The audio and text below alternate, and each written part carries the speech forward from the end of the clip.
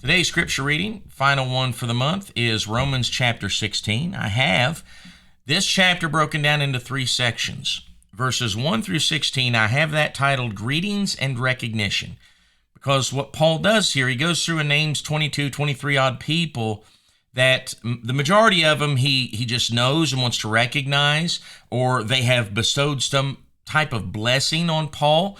And at least one that it's most likely anyway that he was a tremendous blessing to. He doesn't state that to be braggadocious, I think would be the reason why. But in verse number 5, you see, he says, "Salute my well-beloved Epaenetus, who is the first fruits of Achaia unto Christ." And most likely that was the first person he won there I think that's in Corinth. I'm not 100% sure, but I believe that's the case. So as you read down through here, one thing I want you to get is that Paul is a middleman. Paul has been blessed by many, and he's recognizing that.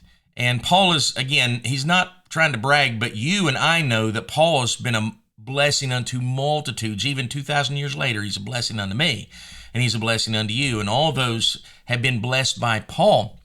Well, he is playing the role that we ought to be playing. We need to make sure that we are not simply being blessed by others. You know, I hope these videos are a blessing to you, but I hope that it doesn't stop there.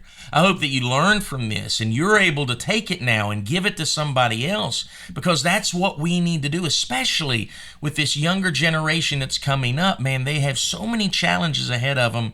They need us to be mentors. They need us to take all of the knowledge and wisdom and blessings that's been passed down to us and make sure and give it to them that are coming behind.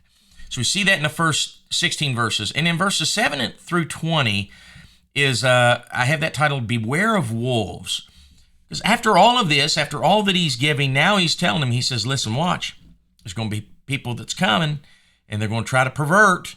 And you make sure and mark them. It says that in verse number 17, "I beseech you, brethren, mark them, which cause divisions and offenses contrary to the doctrine which ye have learned, and avoid them." He says, man, they're coming, and they did. That was one of the problems that happened there in Galatia. That's why if you read through Galatians, especially chapter 3, you see that. Paul is trying to correct that church because Paul went and founded it, and he blessed them and gave them good doctrine, and then the Judaizers would come in and try to pervert it. So he's telling them to watch out for that.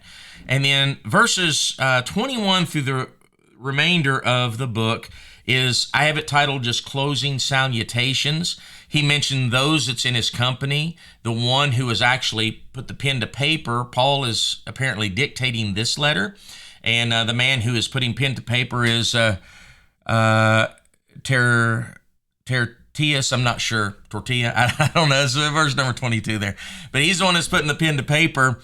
And then in verses 25 through 27, he closes it off with a praise unto God. He says, "Now to him that is of power to establish you according to my gospel." And he continues on from there. Just wonderful close.